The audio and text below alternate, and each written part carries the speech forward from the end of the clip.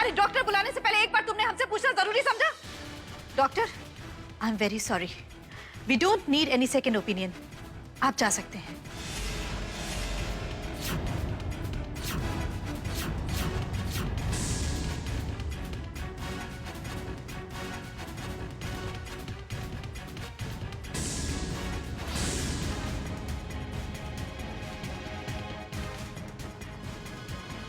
तुम नहीं जानती हो अनुपमा कि आज तुमने मेरे दिल को कितनी ठेस पहुंचाई है।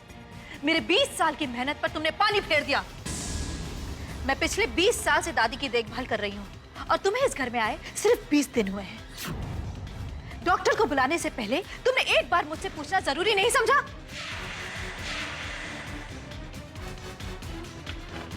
भाभी, मैंने तो ये इसलिए क्या किया? मैं कुछ सुनना नहीं चाहती। हर घर के कुछ नियम और कुछ मर्यादाएं होती हैं, जिनका पालन करना हर बहू की जिम्मेदारी और फर्ज होता है। लेकिन तुमने वो नियम आज तोड़ दिया है। ये तुम्हारी पहली गलती थी, इसलिए मैं तुम्हें माफ कर देती हूँ। लेकिन दोबारा ऐसा हुआ ना अनुपमा, तो मुझसे बर्दाश्त नहीं होगा। पर भाभी, ये तो मैंने दादी की खातिर किया। तुम्हें दादी की फिक्र करने की कोई जरूरत नहीं है अनुपमा। हम बड़े हैं दादी की फिक्र करने के लिए। तुम्हें क्या लगता है हमें दादी की कोई फिक्र नहीं है? तुम सिर्फ अपने पति और अपनी गृहस्थी पर ध्यान दो। यू बार बार दादी के मामले में मत उलझो अनुपमा। तुम्हारी वजह से हमारी उलझन और बढ़ जाती है।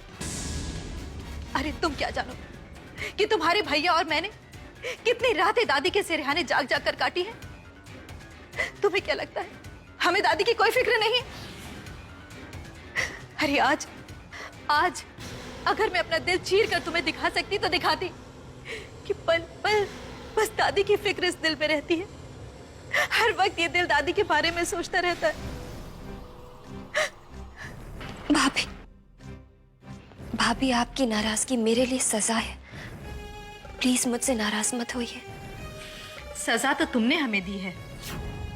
तुम्हें क्या लगता है अनुपमा हमें दादी की फिक्र नहीं है? हमने दादी को स्पेशलिस्ट और डॉक्टर्स को नहीं दिखाया होगा? कितने मंदिर और कितने मस्जिद में दुआएं मांगी दादी के लिए, लेकिन तुमने एकाएक आकर हमारे मुंह पर तमाचा मार दिया और हमें बता दिया कि हमारी सारी मेहनत बेमानी थी, बेकार थी। भाभी प्लीज। अनुपमा प्लीज, तुम इस वक्त यहाँ से चली जाओ। मैं ऐसा कुछ भी नहीं कहना चाहती जिसकी वजह से मुझे ही पछताना पड़े। गो!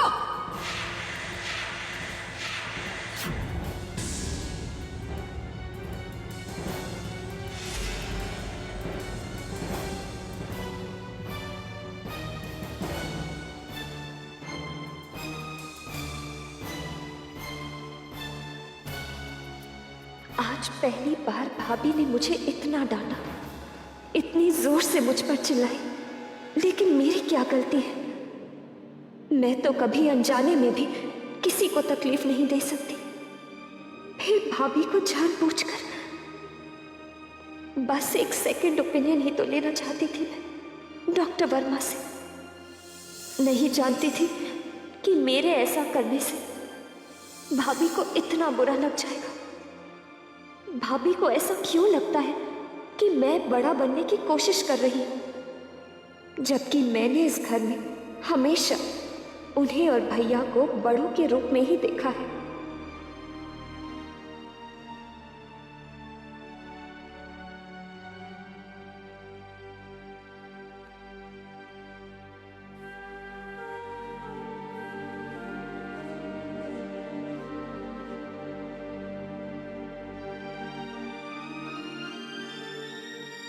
अरे क्या जरूरत थी अनु को इतनी बुरी तरह से डांटने की?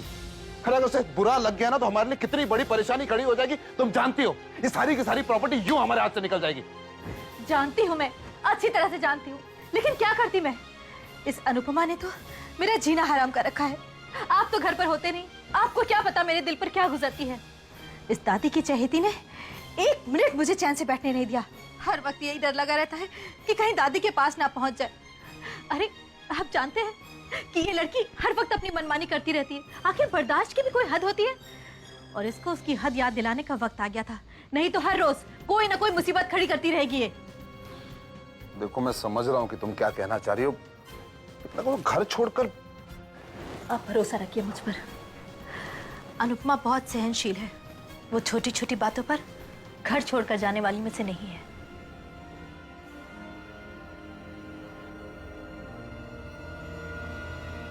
वो आ जाए तो अच्छा है, उसके लिए भी और हमारे लिए भी।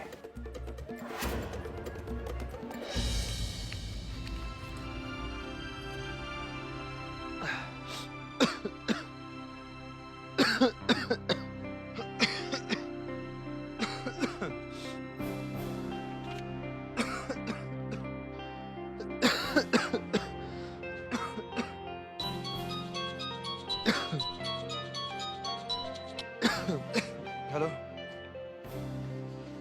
नहीं यार, आज नहीं। तबीयत थोड़ी खराब है, बहुत खांसी हो रखी है। या नेक्स्ट टाइम।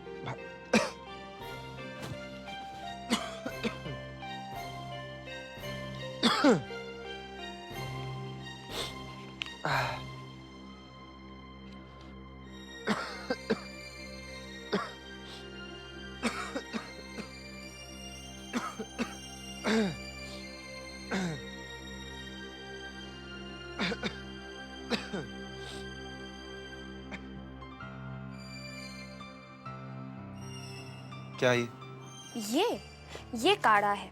इसमें नीम, तुलसी, अदरक, काली मिर्च और। मैंने रेसिपी नहीं, रीजन पूछा है। क्यों लाई हो? वेट अ मिनट, इससे पहले कि तुम अपना कोई फालतू सा रीजन दो, let me make this very clear कि मैं ये नहीं पीऊंगा। तुम इसे लेकर बाहर जा सकती हो। दक्ष, आप बेवजह परेशान हो रहे हैं। आप ये काढ़ा पिएंगे तो आपकी खांसी ठीक हो जाएगी। आपकी खांसी ठीक हो जाएगी तो आप अच्छा फील करेंगे। आप अच्छा फील करेंगे तो आप आज रात पार्टी में जा सकेंगे और आप अपनी जिंदगी टू द फुलेस्ट जी सकेंगे।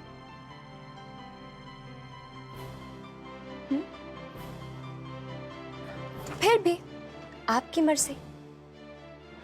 मैंने आपसे वादा किया है ना कि मैं अपना पत्नी धर्म निभाऊंगी, बिना आपसे कुछ भी एक्सपेक्ट किए। So it's your wish.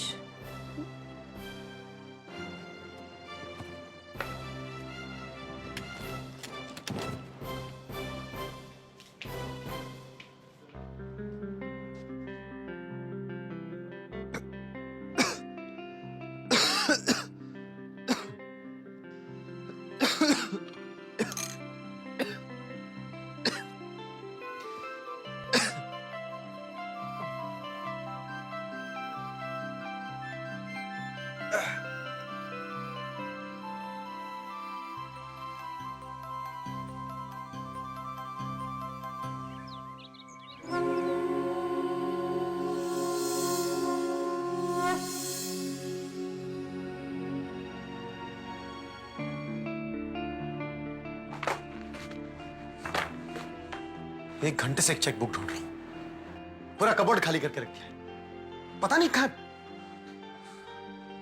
Madan, Sanjay, रामो, इस घर में कोई है कि नहीं है? दक्ष भैया, आप कुछ ढूंढ रहे थे क्या? हाँ, चेकबुक ढूंढ रहा हूं मैं। आप रहने दीजिए, मैं ढूंढ दूंगा। अगर आप ऐसे ढूंढोगे तो फिर दूसरा सामान भी गुम हो जाएगा और खामखा परेशान। चुपचाप मेरे साथ ढूंढ।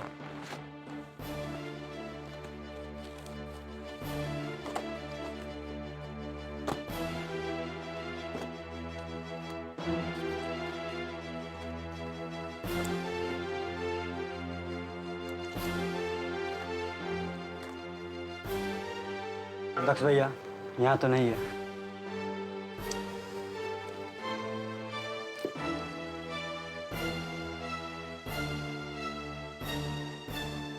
अनु भाभी आ गई। देखिए ना भाभी, हम कब से दक्ष भैया के चेकबुक ढूंढ रहे हैं लेकिन मिल ही नहीं रही।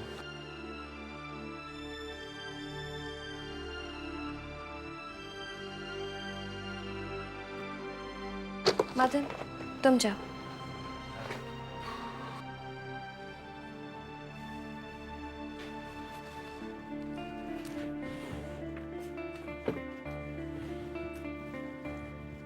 यही ढूंढ रहे हैं ना आप?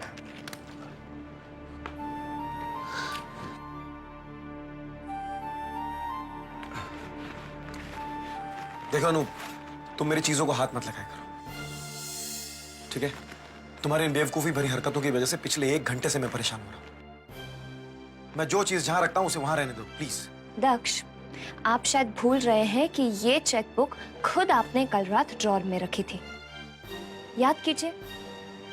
और आज आप खुद ही इसे अलमारी में ढूंढ रहे हैं। ठीक है, आज के बाद मैं आपकी चीजों को संभाल कर नहीं रखूंगी, पर आप खुद अपनी चीजें रखकर भूल जाते हैं, उसका ख्याल तो रखिए।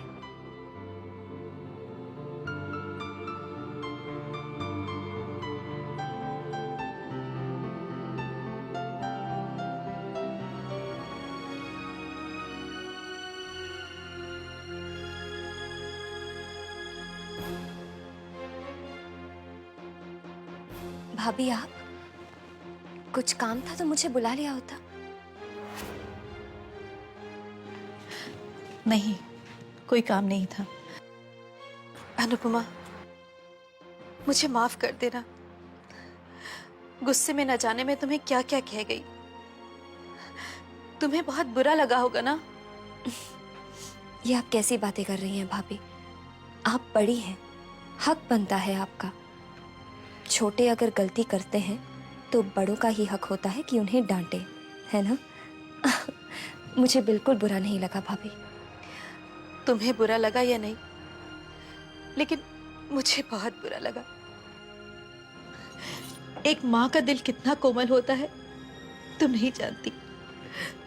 गुस्से में भड़ास तो निकल जाती है, लेकिन दूसरे ही पल वो दिल रोने लगता है।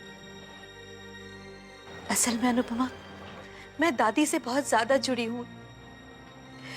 पिछले 20 साल से मैं उनकी देखभाल करती आई हूँ। कितने ट्रीटमेंट्स, कितने डॉक्टर बदलने के बाद तुम्हारे भैया और मैंने ये डिसाइड किया था कि हम एक ही डॉक्टर से उनका इलाज करवाएंगे। नए नए चेहरे को देखकर दादी डर जाती है, इसीलिए हमने सोचा कि बार बार नया चेहरा दादी के सामने नहीं लाएंगे। मैं समझ सकती हूँ भाभी। बस यही सब बातें थी कि मैं ज्यादा इमोशनल हो गई और गुस्से में तुम्हें न जाने क्या क्या कह बैठी। प्लीज, हो सके तो मुझे माफ कर दो। भाभी, मैंने कहा ना, मुझे बिल्कुल बुरा नहीं लगा। इसलिए प्लीज आप ये बोझ अपने दिल से उतार दीजिए। आप अपनी जगह पर बिल्कुल सही थी। गलती तो मेरी थी, माफी मुझे मांगनी चाहिए। मुझे माफ कर दीजिए। नहीं अनुपमा, गलती तो मेरी है। कितनी अच्छी हो तुम, कितनी अच्छी हो।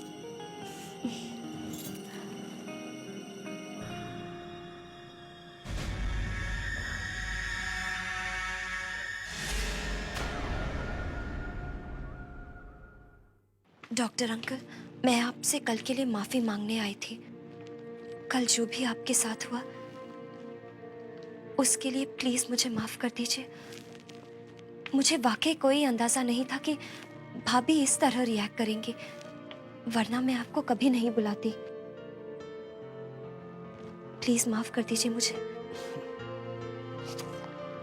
अनु, तुम यहाँ इतनी दूर सिर्फ मुझसे माफी मांगने आई हो? बिल्कुल विक्रम पर गई हो तुम, ठीक उसी की तरह अम्बल, डाउन टू अर्थ। लेकिन बेटे, कल जो कुछ भी हुआ मुझे उसका जरा भी बुरा नहीं लगा,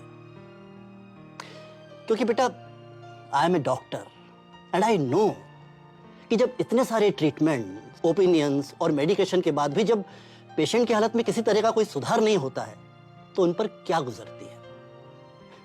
अब ऐसे में एक और नया डॉक्टर जब अपनी एक नई सलाह देने लगता है तो वो खुद पर कंट्रोल नहीं रख पाते और इस तरह से रिएक्ट करने लगते हैं। सो उस सब के लिए तुम्हें माफी मांगने की कोई जरूरत नहीं है। Thank you so much doctor uncle. आप नहीं जानते आपने मेरे दिल से कितना बड़ा बोझ हटा दिया है, वरना कल से तो मैं इतनी परेशान थी कि अंकल, आप ना ही एक अच्छे डॉक्टर हैं बल्कि एक अच्छे इंसान भी हैं। Thank you so much. मैं चलती हूँ। अच्छा बेटा, आती रहना, क्योंकि विक्रम तो आने से रहे, फुर्सत ही नहीं है उन्हें। जी uncle. Okay, take care.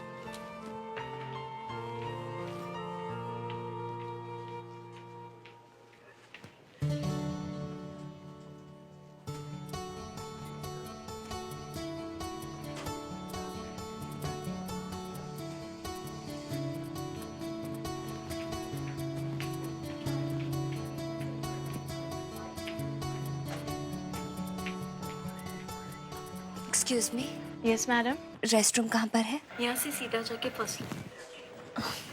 Thank you.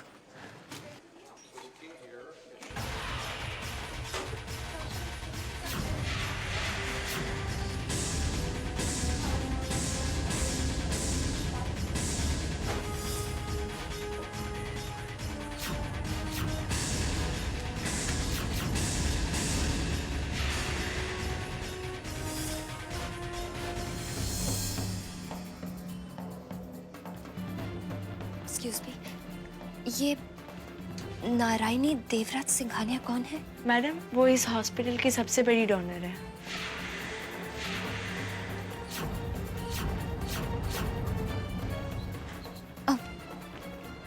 क्या आप मुझे इनके बारे में कुछ और बता सकती हैं? सॉरी मैडम, मैं उनके बारे में कुछ ज़्यादा तो नहीं जानती, पर इस हॉस्पिटल की मैट्रन है जो सबसे पुरानी है, उन्हें ज़रूर पता होगा। वो देखिए, वो मैट्रन आ रही है। Thank you. सुनिए, यस मैम। आप नारायणी देवराज सिंघानिया को जानती हैं? अब क्या आप मुझे उनके बारे में कुछ बता सकती हैं? आपको क्या जानना है उनके बारे में? जी, वो डोनर्स लिस्ट में उनका नाम सबसे ऊपर देखा, इसीलिए जानना चाहती थी। कैसे भूल सकती हूँ उस लेडी को जिसका नाम नारायणी है। लाइफ में गॉड ऐसे लोगों को बहुत कम मिलाता है। जब कभी मैं किसी के मुंह से उस लेडी का नाम सुनती हूँ तो मेरे दिमाग में वही 25 साल पुरानी यादें फिर से ताजा हो जाती हैं। 25 साल पहले वो अपने हस्बैंड को बीमार हालत में हॉस्पिटल में लेके आया। उसका दोनों किडनी खराब हो चुका था। अगर कोई जल्दी उसे किडनी नहीं दे जाता तो उसका बचना इम्पॉसिबल था। बहुत कोशिश किया किसी डोनर को ढूंढने का, मगर कोई डोनर नहीं मिला। अगर कोई जल्दी किडनी नहीं देता तो उसका बचना इम्पॉसिबल, नामुमकिन था। फिर ये लेडी जिसका नाम नारायणी है, वो डॉक्टर के पास गया अपने हस्बैंड को किडनी देने के लिए। जिद करने लगे कि मेरी किडनी लो, मेरे हस्बैंड को बचा लो।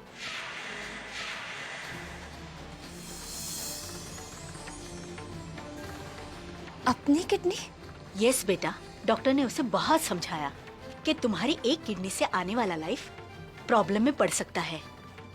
यहाँ तक कि उसका चलना फिरना और उसका नॉर्मली काम करना मुश्किल में पड़ सकता है। डॉक्टर ने कहा तुम अपनी किडनी देकर अपने हस्बैंड को बचा तो सकेगा, लेकिन कल को तुम्हारी किडनी को कुछ हो जाएगा तो तुमको कोई बचा नहीं सकेगा, तुम मर भी सकता है। But what matron? इतनी हिम्मत वाली लेडी थी वो। उसने डॉक्टर से कहा मैं मर जाने को तैयार हूँ, प्लीज डॉक्टर मेरे हस्बैंड को बचा लो। एक बार नहीं 1000 बार मरूंगी मैं अपने हस्बैंड के लिए, प्लीज डॉक्टर। 35 साल हुए मुझे इस हॉस्पिटल में काम करते हुए बेटा। बहुत लोगों को मैंने मौत के आगे रोते गिड़गिड़ाते हुए देखा, मगर ये लेडी दूसरे की जिंदगी के लिए खुद मौत को गले लगाने को तैयार हुई। बस मैंने ऐसी एक ही लेडी को देखा जिसका नाम नारायणी देवराज सिंघानिया है। फिर क्या उन्होंने अपनी किडनी दी या? यस माय चाइल्ड, उसने अपनी किडनी भी दी और उसका हस्बैंड बच भी गया। वो लेडी ने खुश होकर इस हॉस्पिटल को 2 करोड़ अमाउंट डोनेट भी की। दादी जी ने दादाजी को अपने हाथ से मार दिया था। इतनी हिम्मत वाली लेडी थी वो। उसने अपनी किडनी भी दी और उसका हस्बैंड बच भी गया। मुझे अपने पे लगा हर इल्जाम कबूल है, लेकिन ये इल्जाम कबूल नहीं है कि अपने पति का मैंने ही खून किया है। ये गलत है। उसने अपनी किडनी भी दी और उसका हस्बैंड बच भी गया। ये लेडी दूसरे की जिंदगी के लिए खुद मौत को गले लगाने को तैयार हुई।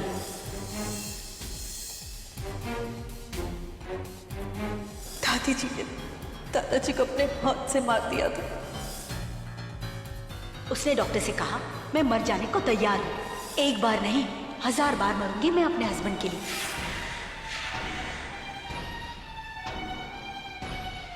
मुझे अपने पे लगा हर इल्जाम कबूल है, पर ये इल्जाम कबूल नहीं है कि मैंने अपने पति का खून कर दिया। नहीं बेटा, कोई औरत कितनी भी बुरी क्यों ना हो, कितने भी लालची क्यों ना हो, लेकिन वो अपने सुहाग का खून कभी नहीं कर सकती।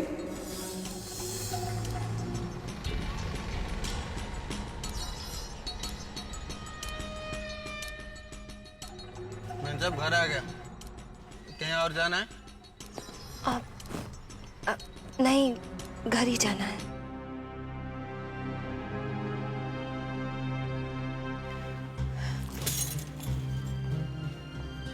पता नहीं अनुपमा सुबह से कहाँ गायब हो गई है, बिना बताए इतनी देर तक।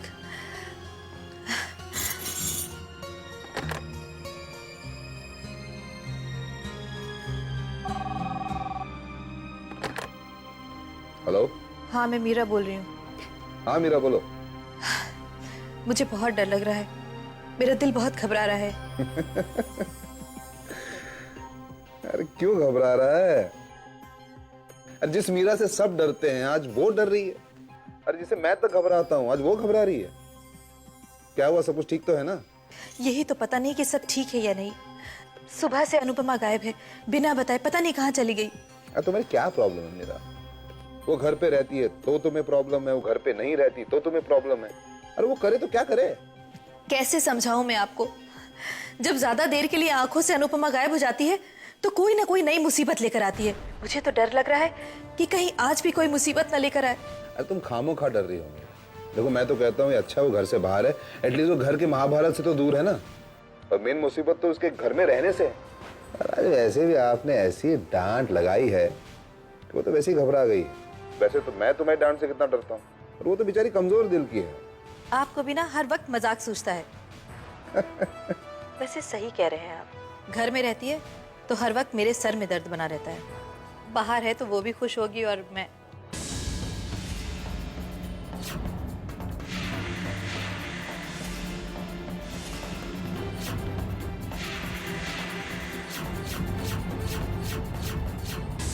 अनुपमा, मैं आपको बाद में फोन करती हूँ।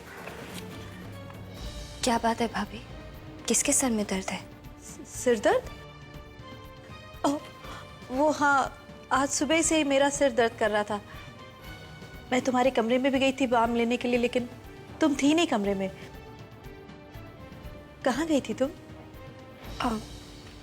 वो मैं मैरीगोल्ड हॉस्पिटल गई थी।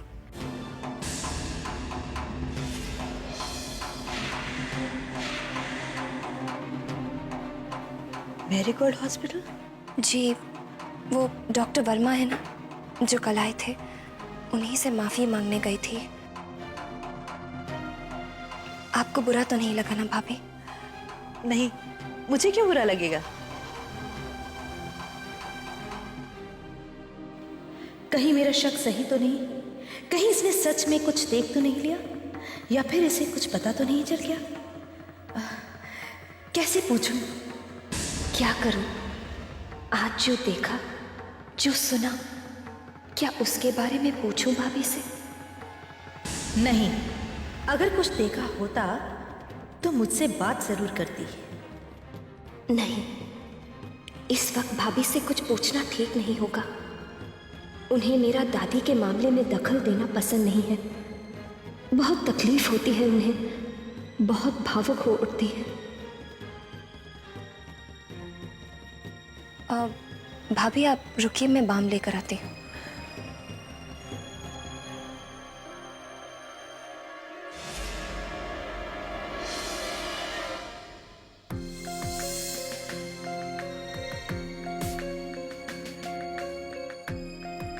25 साल पहले वो अपने हस्बैंड को बीमार हालत में हॉस्पिटल में लेके आया।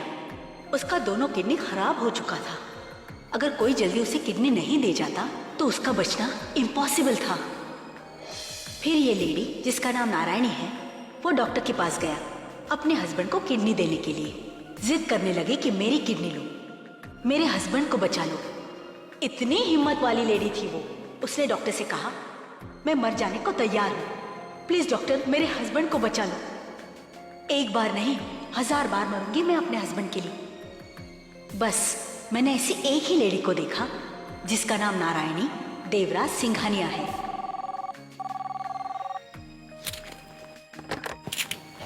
हेलो जी, मीरा सिंघानिया। 1 मिनट होल्ड कीजिए। काका, काका। जी छोटी मैम साहब। भाभी का फोन है, उन्हें फोन दे आइए। मैम साहब, मीरा मैडम तो सो रही हैं, उनके सर में बहुत दर्द है। आप कहें तो। नहीं, रहने दो। ठीक है मैम साहब। जी वो आराम कर रही हैं, अब थोड़ी देर बाद फोन कीजिए।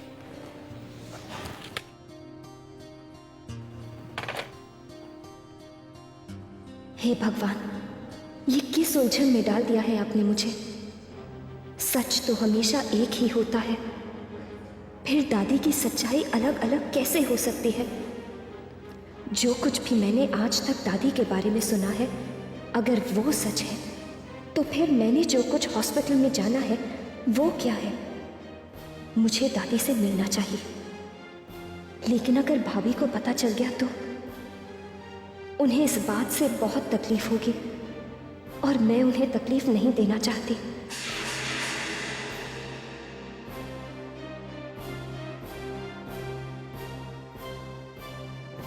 लेकिन ये भी तो हो सकता है कि दादी से बात करके मैं ऐसी किसी सच्चाई का पता लगा सकूं जिससे भैया और भाभी भी अनजान हो। मुझे दादी से बात करनी ही होगी।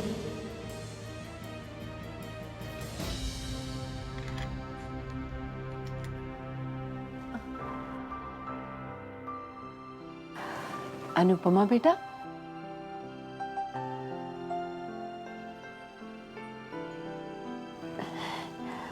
तू इस वक्त?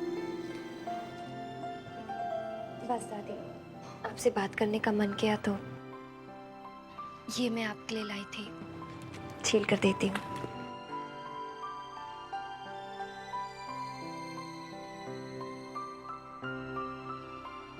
मैं दादी को कितना गलत समझती थी।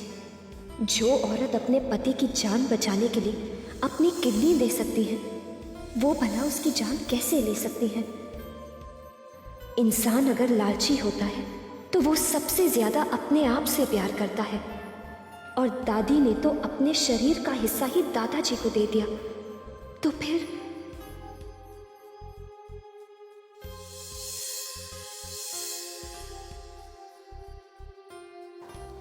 क्या हुआ बेटा? तुम इतनी उदास क्यों हो? किस परेशानी में हो बेटा? दक्ष से कुछ झगड़ा तो नहीं हुआ? नहीं दादी, ऐसी तो कोई बात नहीं। बेटा, अगर कोई बात इतनी परेशान करने लगे कि उसकी चुभन चेहरे पे साफ दिखाई देने लगे, तो उसे दिल से निकाल फेंकना चाहिए, किसी से बांटकर। अगर तुम्हें ऐसा लगता है कि तुम अपनी परेशानी इस दादी के साथ बांट सकते हो, तो मुझसे कह सकते हो बेटा।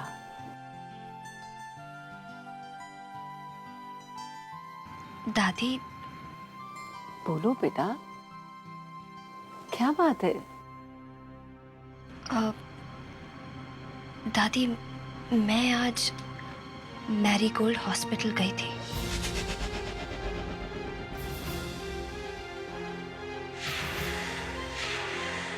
मैरीगोल्ड? जी दादी, और वहां जाकर मुझे पता चला कि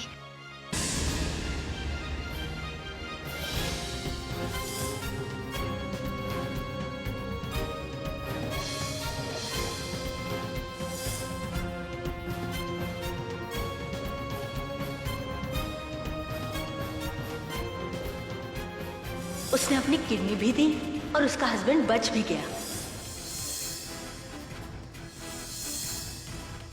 ये लेडी दूसरे की जिंदगी के लिए खुद मौत को गले लगाने को तैयार हुई।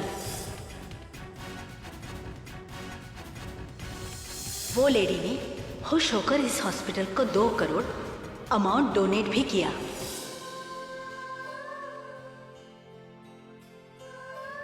मुझे माफ कर दीजिए दादी, मैंने आपको गलत समझा, आप पर विश्वास नहीं किया, आप पर खुद अपने सुहाग को मिटाने का इल्जाम लगाया। मुझे माफ कर दीजिए दादी। नहीं बेटा, तुम्हारी कोई गलती नहीं। क्या करती, सब मुझे पागल समझते हैं ना, मेरी बात का कोई यकीन ही नहीं करता।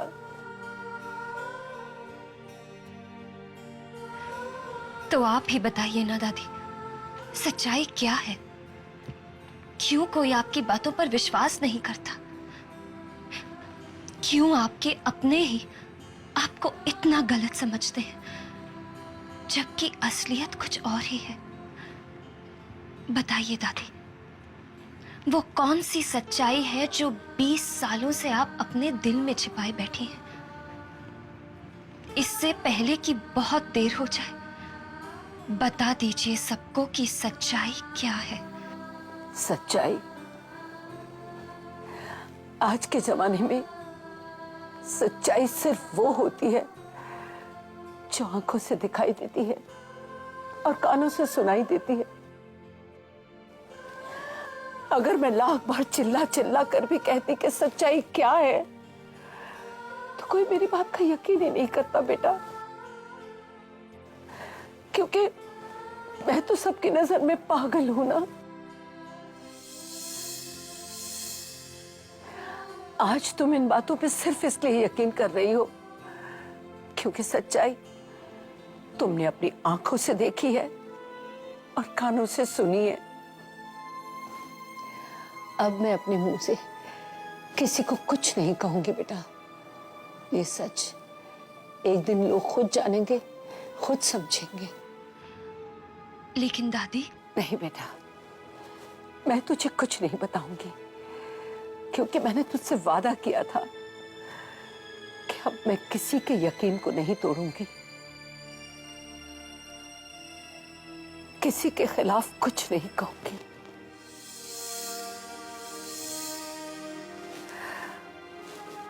मगर मेरी एक बात का यकीन करना, इस घर के हर कोने में हजारों ऐसी सच्चाई दबी पड़ी है जिन्हें कोई नहीं जानता। तुझे उन्हें ढूंढकर दुनिया के सामने लानी है बेटा। इस घर को तबाह होने से बचाना है बेटा, क्योंकि तू ही है बेटा जो इस घर की खुशियां वापस ला सकती है, इस घर को बर्बाद होने से बचा सकती है। देखना, जीत सच्चाई की होगी बेटा, सच्चाई की होगी। मेरा आशीर्वाद तेरे साथ है बेटा। देखना, जीत तेरी ही होगी, जीत सच्चाई की होगी बेटा।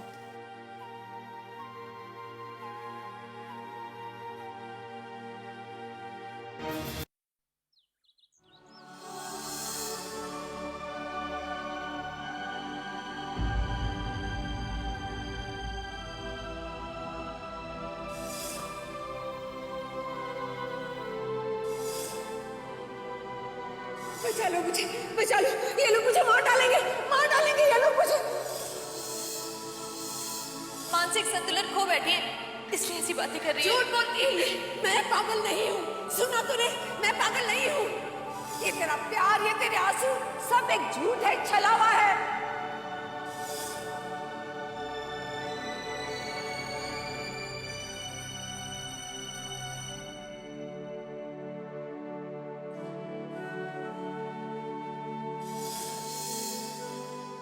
तू क्या मुझे मारेगी? मैं तेरी जान ले लूंगी, जान ले लूंगी मैं तेरी। नफरत है, बहुत नफरत है। आई एम सॉरी, इस बारे में हमारे बीच कभी बात नहीं होगी, ओके?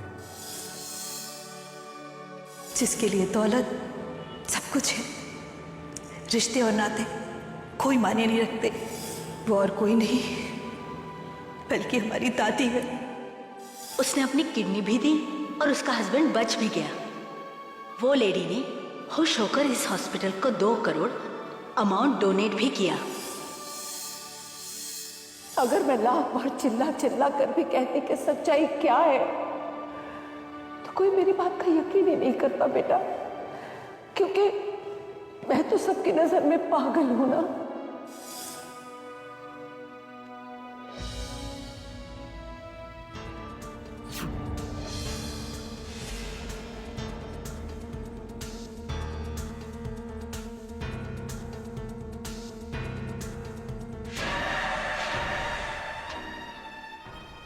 अरे वाह, बुढ़िया की चहेती तो आज पूजा में लीन है। आज तो खुद साक्षात भगवान ने मेरा रास्ता साफ कर दिया, वरना देखते ही सामने आकर खड़ी हो जाती है। भाभी, मैं भी आपके साथ चलूं दादी के पास? दादी बहुत खुश होंगी दोनों बहुओं को साथ देखकर। भगवान जी, जब तक मैं उस बुढ़िया को प्रसाद खिला कर आती हूँ, तब तक आप इसे अपनी ही शरण में रखना।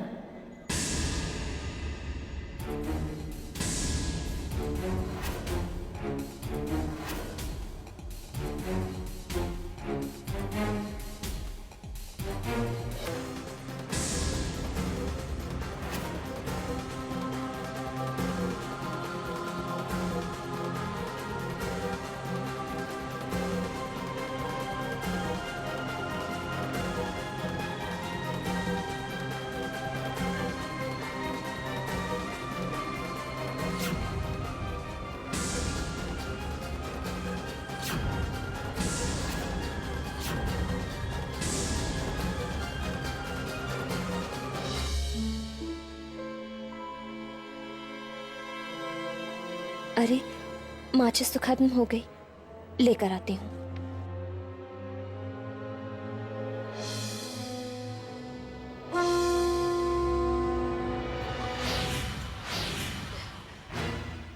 तो फिर चली आई ये दवाई लेकर, न जाने कब छुटकारा मिलेगा इन दुष्टों से। मीरा, एक बात कह देती हूँ, मैं ये दवाई नहीं लूंगी। कहा ना, मैं ये दवाई नहीं लूंगी। बहुत फड़फड़ाने लगी है आजकल तू।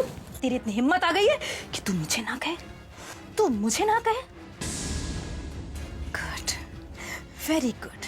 ये सब मेरी झूठ का नतीजा है कि तू 7वें आसमान में उड़ने लगी अब। हाँ? और ये चमत्कार अनुपमा के आने की वजह से हुआ है ना?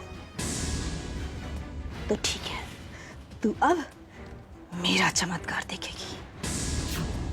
मीरा का चमत्कार। तूने इस अनुपमा को अपने पास लाने का जो नाटक खेला है ना, उस खेल को मैं स्टॉप करूंगी। तू देखना, अब तू देखना कि अनुपमा तो क्या, उसकी परछाई भी तेरे सामने आने से कांपेगी।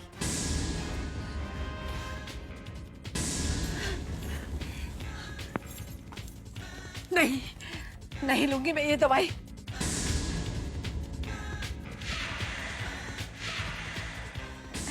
चुपचाप इसे खा लेना बुढ़िया।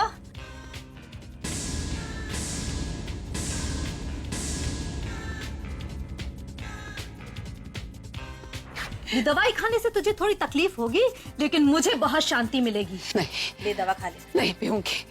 तू तो क्या, तेरे फरिश्ते भी पिएंगे। नहीं, नहीं खाऊंगी मैं। मैं क्या? नहीं, नहीं, नहीं पीऊंगी। नहीं, नहीं, नहीं,